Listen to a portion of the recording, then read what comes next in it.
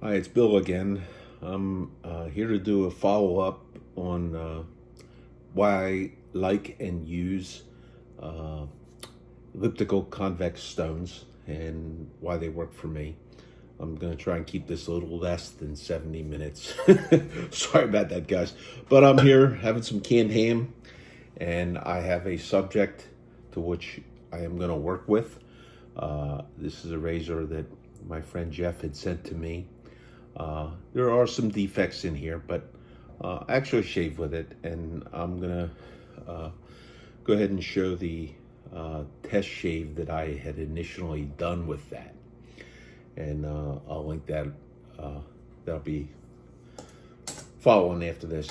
One of the things I found out that I thought was interesting, I've always had an issue with how do you really determine uh, bevel and sharpness and that sort of thing. And in with this razor uh, came some of these things that we all hate, the packing peanuts. And I just wanted to see something because we've all done the thing where you take the razor and you take the tomato or the grape or uh, whatever it is, the hair, the hanging hair, and you're trying to evaluate your work. And I found something really, really interesting. I'm going to do an initial uh, thing where it shows the difference. I don't know that this is ever going to come of anything, but if you can, let's see if you can see. Okay, this is a feather. I think I probably have one usefulness. Just feather professional regular, but when you touch on this, you can hear how just with a little pressure, there's not a slicing motion, but just a pressure, and how easily that goes in. For me, uh, this is the target to hit. This is, this is not the professional super, but these are really, really sharp. And if I could uh, get my work to get close to that, I have a couple of razors that are close, but here we are. And I had shaved with this, and I had done some evaluations on the stone. But this, if you are on this and you are making some sort of a slicing, it goes in. But I just want to know with just a push, does that go in? And there's a couple of spots on here where it might go in.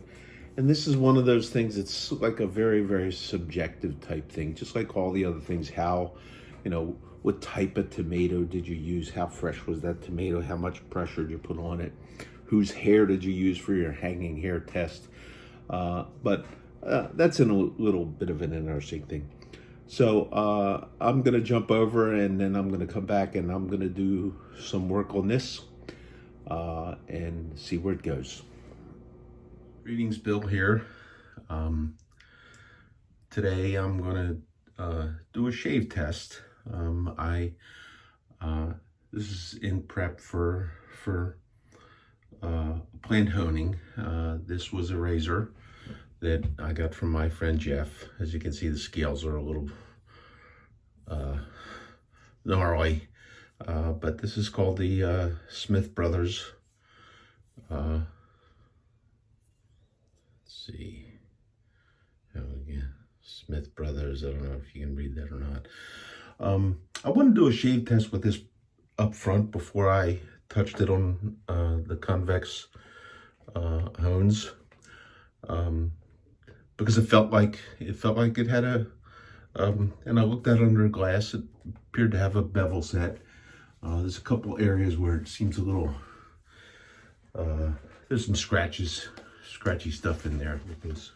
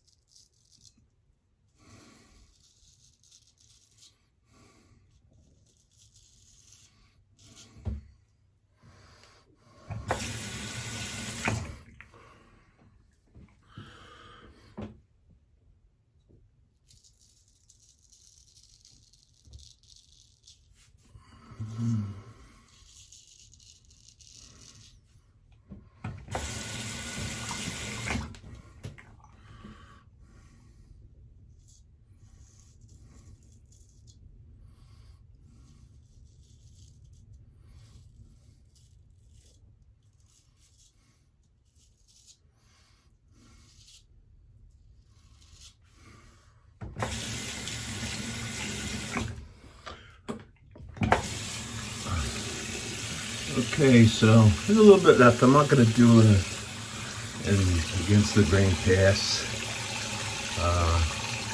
just because I want to try, and after I hone that razor up, I want to have something here to work with when I do a follow-up shave on that. So, but it's not bad. I don't know who honed it. I don't know who the last person, but it's for a really, really rough looking razor. It's not bad. I could recommend.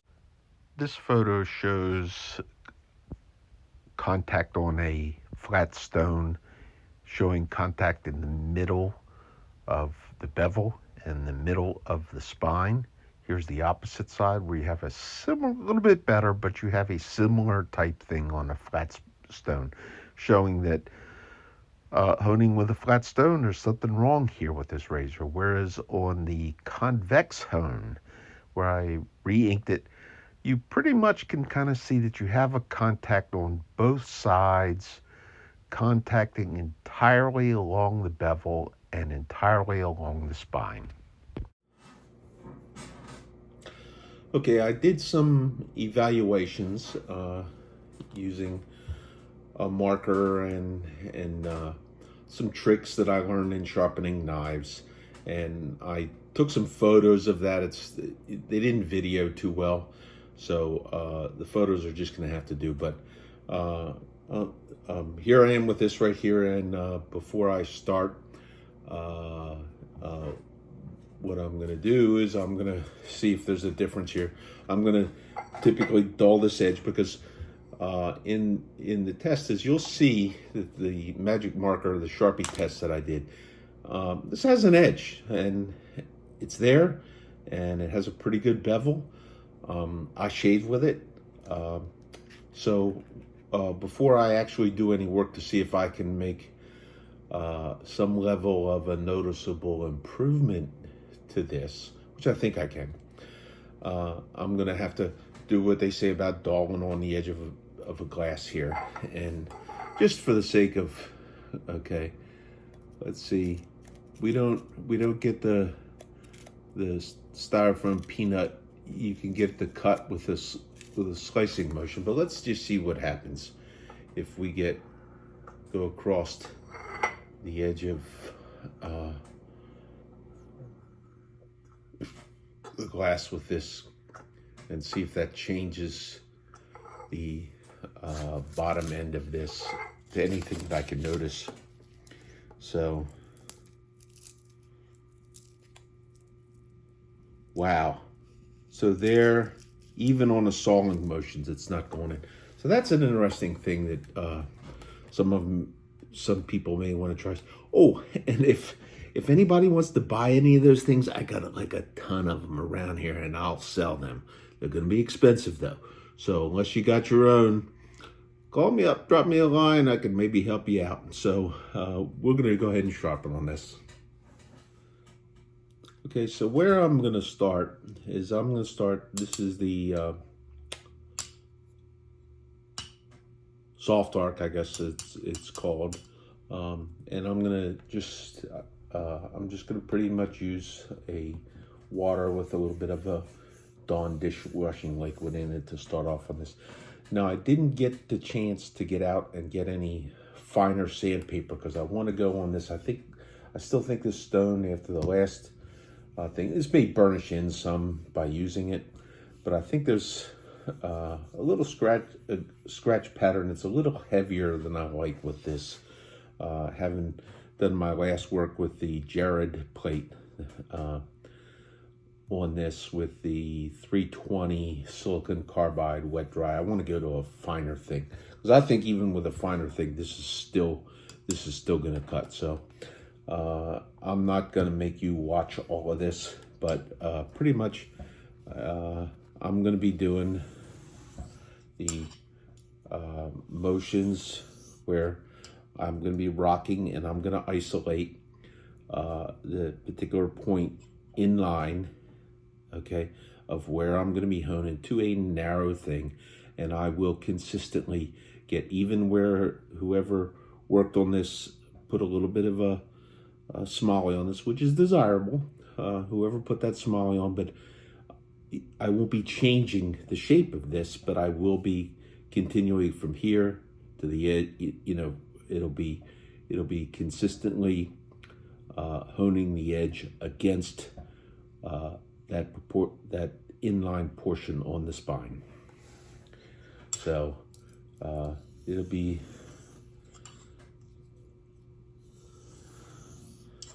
some of this, and then I'll come back when I hit some level of satisfaction with what I've got, and show you where I'm at, and continue to try with the packing peanut and see how that works for me.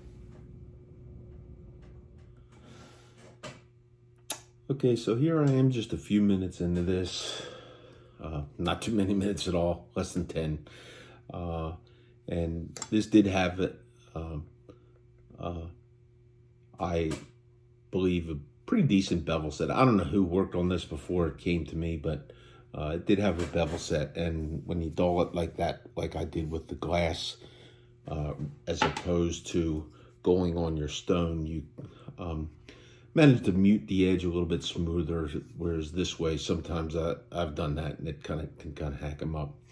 I wanted to accelerate this, and I don't know if this is something that is an approved method, but I do like to do this. I did work up a little bit of a slurry with my conical slurry stone.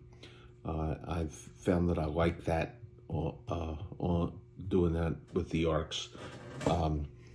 It seems to make them cut pretty quick and takes you a little bit further, a little bit quicker. And I'm also hoping that maybe what'll happen is maybe this will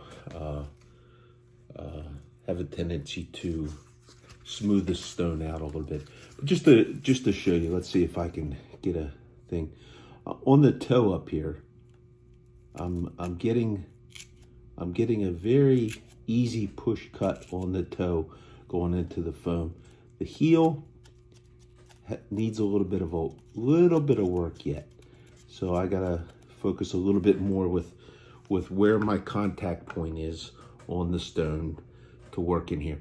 Much the same as you would do with a flat stone, but with a flat stone, you know, in my case here, all I'm doing is I'm moving the razor on this rocking edge a little bit to change it. I'm not changing my pressure. I'm not leaning into it, which is something with a flat stone. I gather that that's what you got to do. You gotta learn how to do all that. This is a learning process too, but for me, I found it a little bit easier.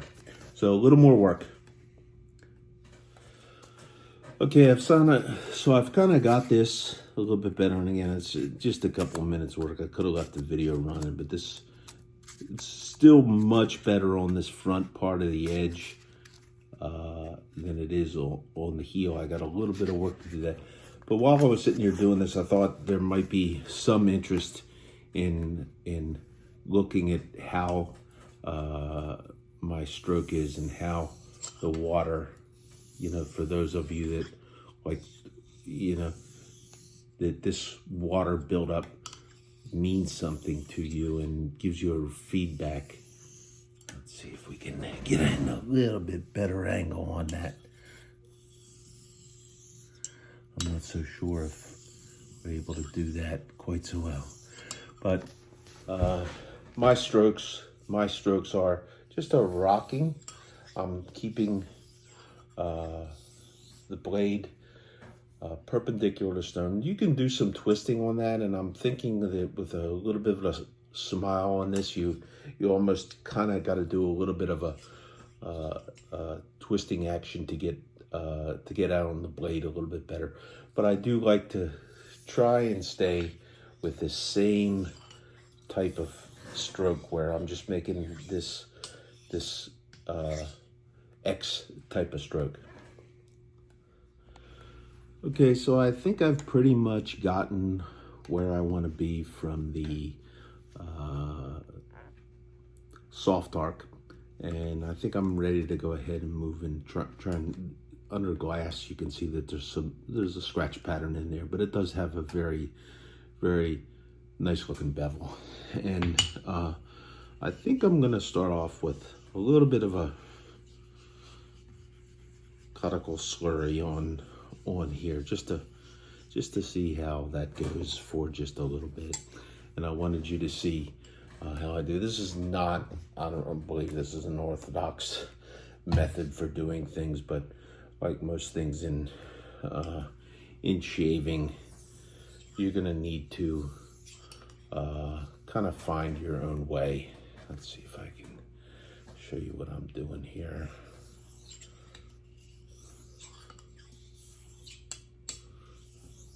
And I'm gonna be looking for just a smoother and smoother feel as I go up and down, and just a consistently smooth motion and feel, and no little bumps or anything going on in here with this. So I'm gonna go ahead and work this, and I'll probably work this, and then I'll probably dilute that with a little bit of water, and then maybe get to the point where I'm done with what I don't think I'm going to be spending a whole lot of time on here. I think my next step pretty shortly is going to be to go to the nano stone.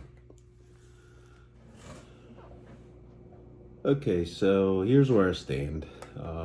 I'm pretty much liking this. I finished up with the black arc and came over and did a little bit more smoothing here. Didn't take a whole lot of work on the Nano 12K that has been elliptically convexed. And looking under a glass, this looks really, really nice.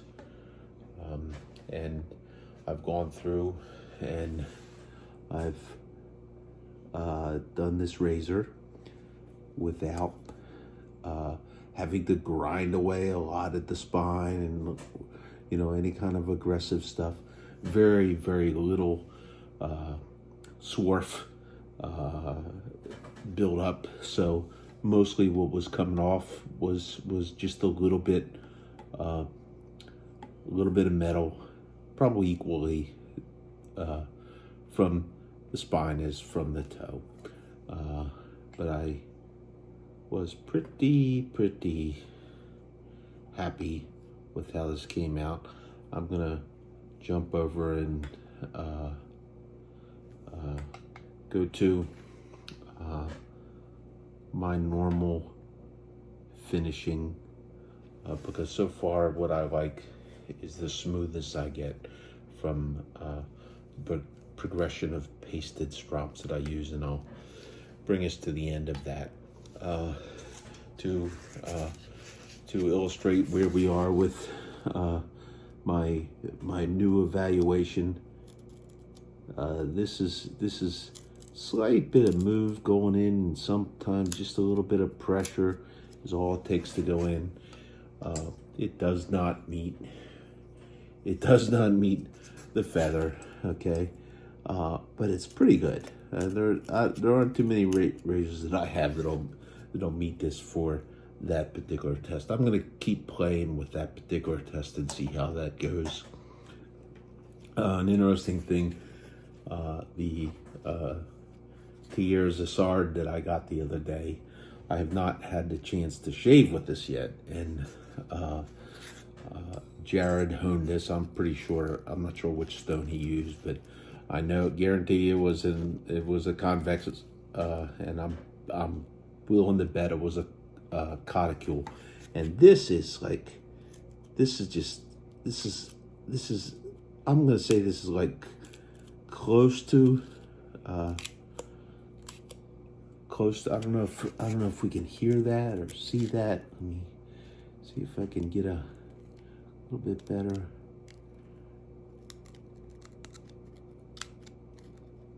Just a press, and it goes in. I haven't shaved with this yet. I'm really anxious to do so. Every edge that I've had from Jared that he's done, I've been very happy with. He's a great honer, and if I can get anywhere near his level, Well, actually, with the convex stones and all, I've got to where I'm really happy with what I get. I can shave, and by moving through the pasted strops, the pasted balsa strops, I find that they're very smooth. So I'll be jumping over to the stropping. I'll come back with the last bit of the stropping that I'm going to do on this, and then we'll be going to a test shave. Just started on the stropping with this, and something that I found was very interesting. I did not notice it in honing, because unless you're dedicated to using flat stones, you wouldn't see this with a convex, elliptically convex. You do not see it.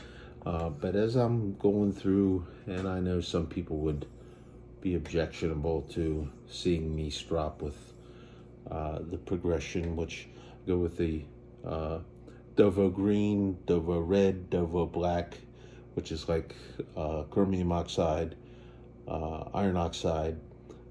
Their black is, I don't know if it's diamond or exactly what that is. That would be up to speculation. Then I'm going to go down to, I think, like I got a 1 micron diamond before I jump over to the cubic boron nitrates. But each strop is just like this, and I'll go through that progression. But what I wanted to show you, and there's a warp in this razor that, okay, as I come across here and I go along, I'm stropping and I'm seeing contact here, but no contact on the toe. And I don't get a contact on the toe until you start that part of the X to move across. Let me see if I can do it backwards here, so you can see that. I'm not so sure if we'll get that angle or not.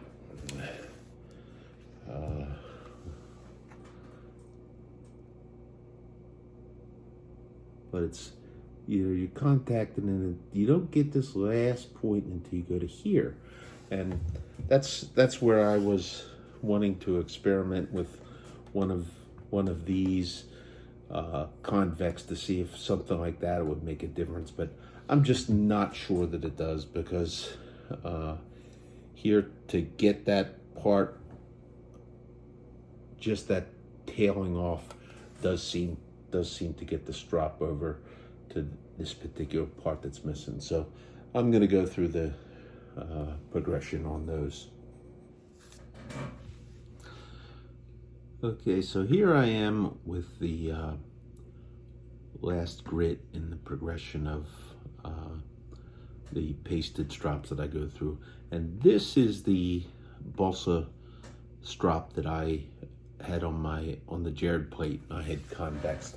And on this particular razor, this is where this really shines. If you had a razor that was perfectly flat, you can go and it seems to be, you're contacting everything. But where it's a little bit wonky and kind of warped, you can maybe see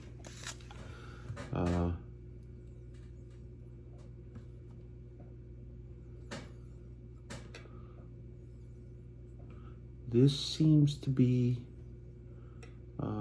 pretty nice for this. I don't think I'm gonna go through and convex all of these, but I do like how this does seem to get a more even move than just doing the X stroke on a flat piece of balsa.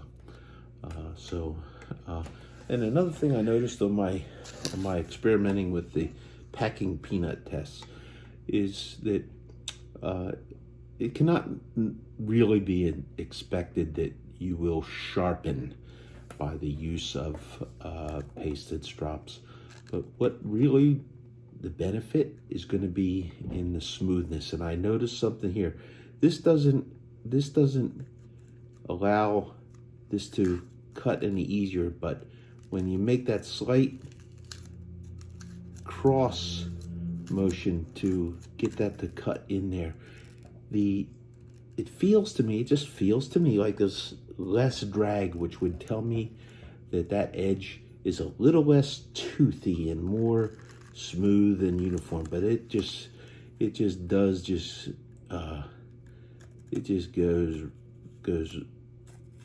in there really, really easy. I'm liking this. I'm hoping that I don't cut my finger off to do the thumb pad test. You can hear, and I'll be back on the strop to pull that edge back out again, and then I'll go to the final step here, which will be a roost drop on here, and then we'll be ready for the shave. Okay, so here we are, finished going through the stropping, and I really love this strop, this roux. It's just, I really love it. Probably ought to order myself a backup one, but this one's ready to go. I'm anxious to try this. I mean, I am. Let me see if I can get a little shot of me doing this. Let's see now. I mean, it just kind of goes in there. Okay, I'm really, really liking this. I'm anxious to shave with it. I think it's going to be fun. I don't know if you remember when after I dulled that on glass, I took it, I could rub on this thing. I mean, now it's like, so, she's pretty sharp. The real test is not the packing peanut. The real test is always when you put it on your face, and how well does it cut, and how smooth is it. And so that'll be maybe tomorrow. Hopefully I can get this together and get this video up, posted. So there we are. Well, here we are. It's showtime. This video is not about how to shave with a straight razor. What this video is about whether I like, well, I do like, it's why I like to use elliptically convex hones and why I think the result is so good. Okay, I've done most of the work ahead of time for my fave stuff using the Sterling Blood on Steel, a special release on a soap that sometimes he releases under the name of Zuka, T-S-U-K-A, Zuka. And using the Sterling paddle bowl brush, whips up just incredible lather, using the JT Spartan maple brush from the same special meetup of the Shave Den where the soap was released. Hopefully won't get blood on steel today. I trimmed my beard in. I got a little careless with this clipper thing. I took some of the chin off. I probably should shave that part of the circle beard, but I really don't want to. I've actually never shaved my chin with a straight razor, so I may do that. I just don't want to do it on video. Take up the time doing that, because we are here to evaluate the edge I put on this razor. Interesting thing, I thought a little bit more about the little peanut test that I got. I thought, maybe I should try and go back and try and do a hanging hair test. I haven't had a hair that was suitable. And I checked my procedure with the feather Barber Chevette type razor, and got a hanging hair clip there, and I got this one with a wonderful pinging sound. So I think I'm gonna like this. I think.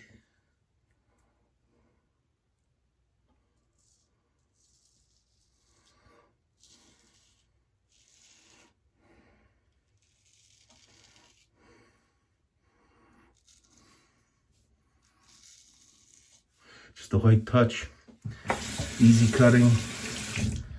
Big difference from the test shave that I did yesterday.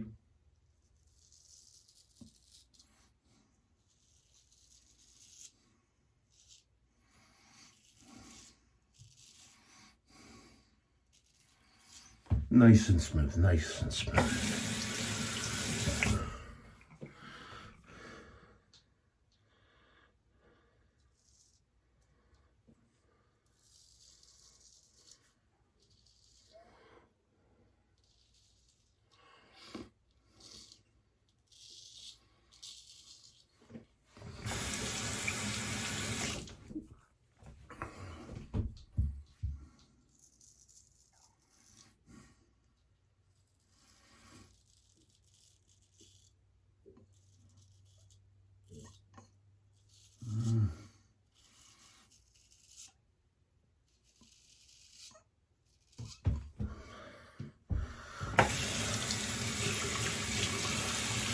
And another tribute to that great YouTuber, gentleman Jeffrey Smith, which I call the Jeffrey Smith wash. I like to splash some water on my face and feel where my progress is.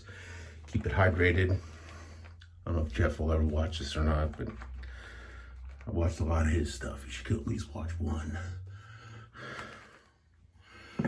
Okay, and I'm gonna follow on my normal routine, in which for me, the grain generally is growing this way from the neck up. So I generally do 2 passes with the grain. When my cheeks grain grows down, I'll do with the grain, across the grain, and then in all the areas I go against the grain. And then I will sometimes do a half a pass down under here where I have a second pass kind of against the grain.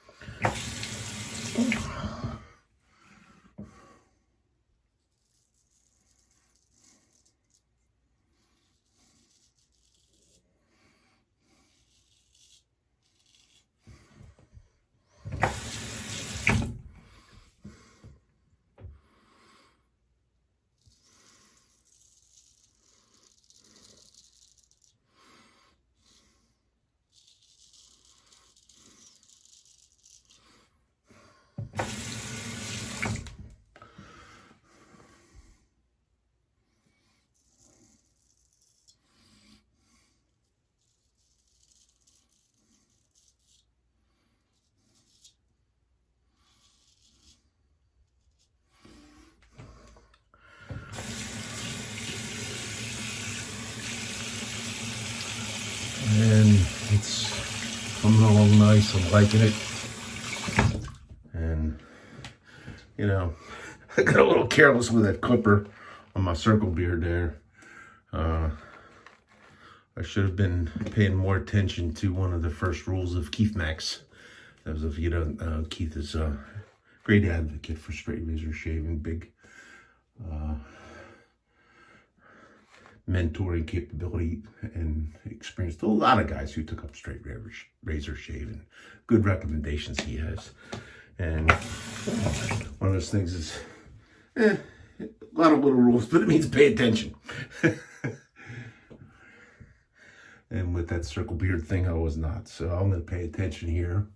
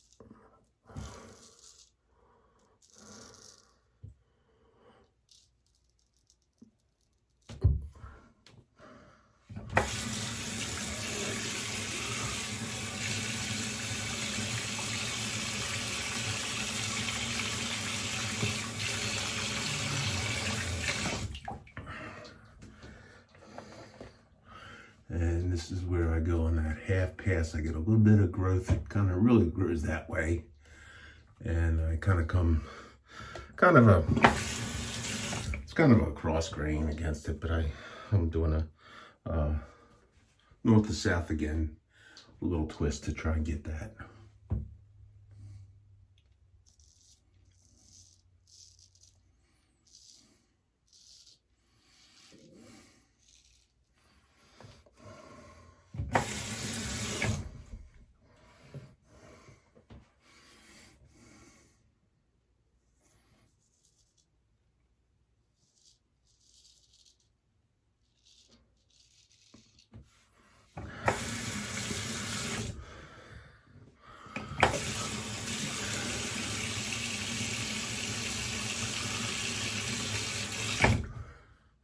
Could go a little bit here.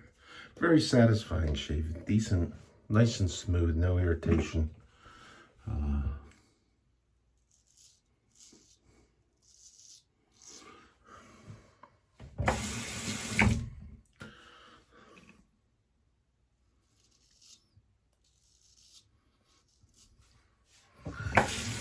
So I like that edge. I don't know if Jeff is gonna like it or not. We'll see. When it comes to owning razors, there's only one person that you really need to make happy, and it's this guy for me right here. That's the only person I have to make happy. I'm happy with that. I'm very, very happy with that. Again, a big thanks to Jared at the Superior Shave for coming up with this wonderful technology to allow me to convex my own honing gear. He's got another, he's sold out of the original elliptically convexing plates. He's got another order in going. The price is down a little bit. He found another supplier, and it's looking like he wants to get these to market sometime in March for about $100, which is a hell of a deal. Well, you know, you'll go out and you'll spend $300 for a lapping plate for your Shapton glass stones, or you'll spend $200 for a DMT diamond lapping plate for your other stones. This is $100 and a piece of sandpaper. And with that DMT plate, when the diamonds wear on that, you're going to be there with your accurate to 0.0002 with no diamonds on, no abrasive. So you're going to be putting sandpaper on it, just like I am putting sandpaper on my convex lapping plate. I really, so far, I can recommend it. Jeff, when you catch this, I'm hoping that you'll find that this works just as well. And for some of my buddies at the Shave Den, I made the offer to, if they're interested, I'd be glad to put an edge, do an initial bevel set, if you will, put an edge on a razor for them. And if they'd like, I'll take, if they want to send me their Nano at 12K, I'll go ahead and I'll put that on my plate. I'll convex that for them. It's only a short-term one thing if they do that, because you got to have one of these. You have to maintain, just like if you are into flat hones and lapping flat, you have to relap to that convexity. You're going to have to do that at some point in time. But this would enable you to see, do you like how it shaves? Number one. And number two, can you repeat what I did with my Nano at 12K convex? Can you repeat that at home? I personally think you can. There's loads of guys, if you have been honing for 20, 30, 40, 50 years with flat stones, there's nothing here for you. You know how to hone. You know what to do. Okay, there's nothing here for you that's going to make you happy. But if you're like me and you just were not able to do that, and you're not going to live that 20, 30, 40, 50 years and do, you know, a dozen razors. You know, I mean, some of these guys probably hone more razors in a week than I have in my entire life. Okay, but here's a way for, if you're out there and you have not had success in honing. This has worked for me, and I am wishing that if you follow my recommendations and try and pursue this, that it will work for you. So once again, it's Bill. Thanks for listening to me.